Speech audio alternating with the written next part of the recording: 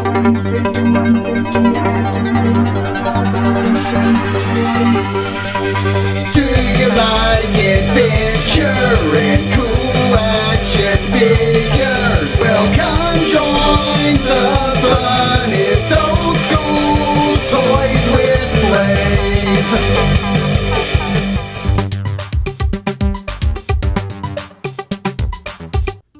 Zartan comes packaged in a retro-style card back. In the top left-hand corner, you have a choking hazard warning. The top right-hand corner indicates that this is for children ages 4 and up. You have the classic G.I. Joe, A Real American Hero, but where it usually says A Real American Hero, it has Zartan's name. You have some all-new artwork on an exploding background featuring Zartan, and you have the old-school Hasbro logo in the bottom left-hand corner. On the card back, you have the G.I. Joe, A Real American Hero logo in the top right-hand corner, Zartan's file card. You also have a cross-sell that has Gung Ho, Destro, Storm Shadow, and Zartan. You also have the GIJoe.com website listed on the back in a classic logo.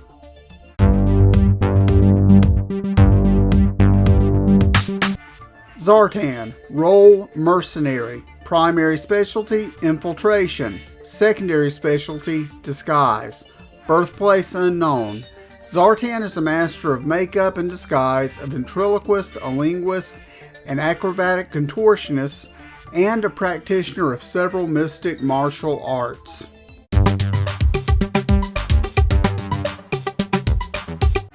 Okay, let's take a look at Zartan. When you take the hood off, he is completely bald. But, of course, you can see that he has the, I want to call it Ultimate Warrior or Road Warrior style paint around his eyes that goes up to his head. He also has very distinct green eyes. I like the way that they've done this on this particular release of the figure. It's very reminiscent of the Sunbow cartoon series, which is what I think they're going for with this. When you put the hood on him, he's got like a scarf. It's the same scarf that comes with the Viper figures. The hood goes around that, and it gives it the look of a full cloak, which is really cool. The hood itself has some scales on the top and on the sides that are very snake-like. They even drew this on the art that's on the card back. He's never had this before, but it is a nice touch. Moving down, the shoulder guards are both black. I wish they would have gone with like a gold or silver on these, more like the comics, but they are kind of going for that cartoon aesthetic and that fits. He does have gray straps on his shoulders that connect the chest plate and the back plate, which are both blue, and you can see that they have silver buckles where the straps meet the plates. The blue is very reminiscent once again of the Sunbow series. It looks great. On his arms, he has two gray straps near his biceps, and he has black guards on his forearms, and he has black gloves. His belt is gray. It's got a silver gargoyle in the middle, plus it's got a strap off to the side where he's got a knife sheath on the back.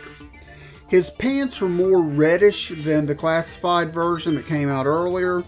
I really wish that they would have been even more red than they are, but it is a step in the right direction.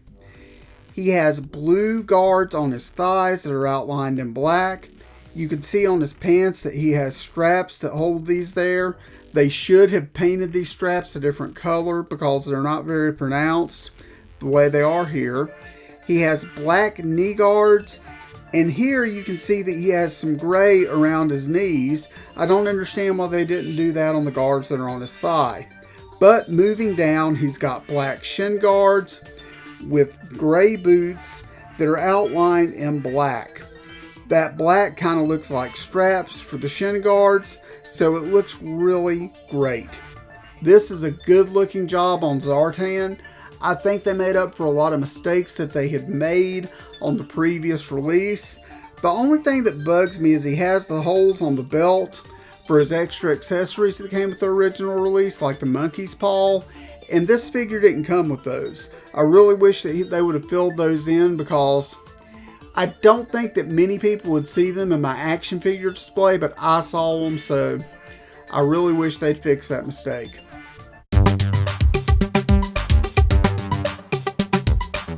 Okay, let's take a look at Zartan's articulation. His head is on a ball joint. You've got a neck joint. Arms rotate 360 degrees. The shoulder pads move up, so it kind of doesn't inhibit that. They also move up on a hinge. You've got double jointed elbows.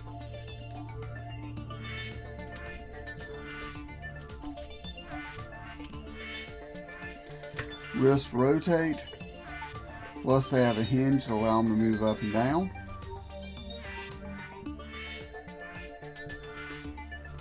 You have a torso joint, waist swivel, thigh swivels, double jointed knees, calf swivels. Feet have a hinge to allow them to move up and down, plus they rotate a full 360 degrees. Now that is the articulation for your G.I. Joe Retro Classified Zartan.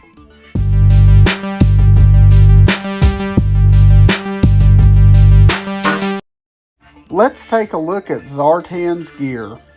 Zartan comes with a scarf and a hood that combine to form his cowl. He also has a two-piece backpack. This has a lot more paint on it than the previous versions of Zartan. He also features this pistol that is inspired by the one that came with the vintage figure. It can be stowed on the backpack. He also includes a large knife that can be stowed in the sheath on the back of his belt or on his backpack like the pistol. Lastly, he comes with a mask that can be stowed in his backpack when not in use.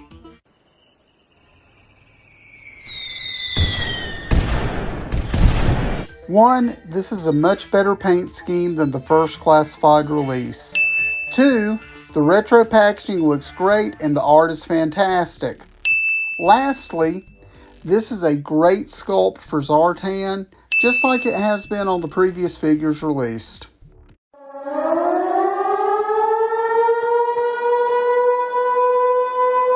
One, there are unsightly holes in the belt to store gear that this figure doesn't come with. What?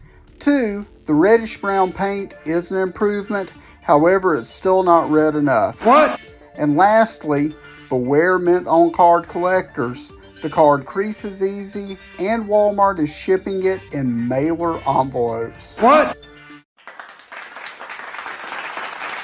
So that's my review of the Walmart exclusive G.I. Joe Retro Classified Zartan.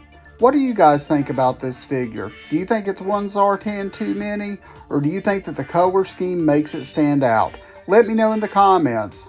Also, if you like this video, hit the thumbs up and subscribe to my channel. Hit that notifications bell and you'll never miss another video from Old School Toys. Thanks so much and cold slither forever.